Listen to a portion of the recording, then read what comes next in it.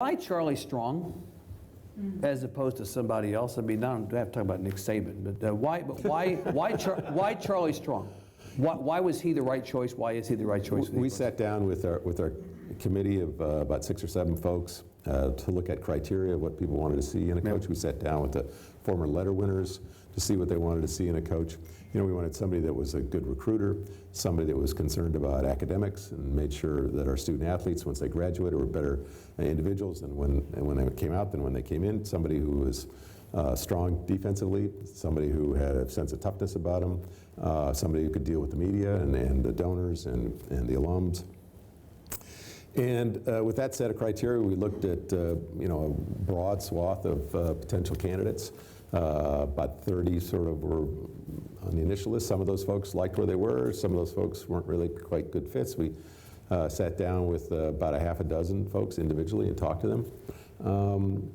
But when you interview, and a lot of you interview folks for jobs, usually you either sit in somebody's office or you sit in their office, or you sit, if you're trying not to be in the press, maybe you pick a hotel suite somewhere, you know, or if you don't really care, you could be at a restaurant, let's say. Well, Charlie, when I called him, I said, I want you to come to my house. I want you to come to my house. I want you to meet my family. So when you interview somebody in a scenario like that, it's very, very different. And you really get a full sense of the man and his family. And we spent 4 hours with him in his kitchen, at the kitchen table, with his wife and his 2 daughters. It's a little bit like a recruiting visit, isn't it? And that's exactly what it's like. You know, so you get a real sense of the man, what it's like when he's going to go into somebody else's kitchen and sit down across the table and say, your son should come play football for me at UT. His persona, as we've seen it through the press so far, has been really interesting. You know, I was very surprised to hear him say, our players haven't earned the right yet to throw up the hook'em sign.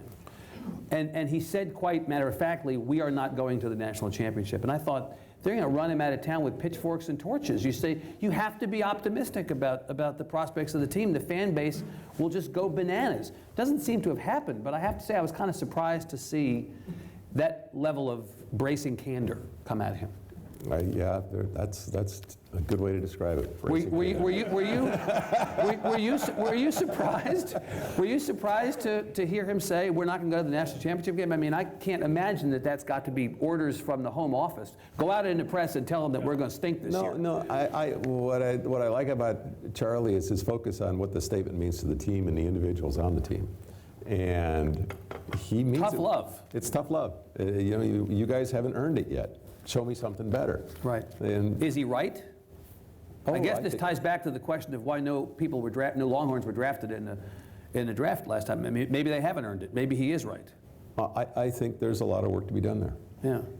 And so are you prepared to say we're not going to go to the national championship game this year? I don't know what's going to happen. Right.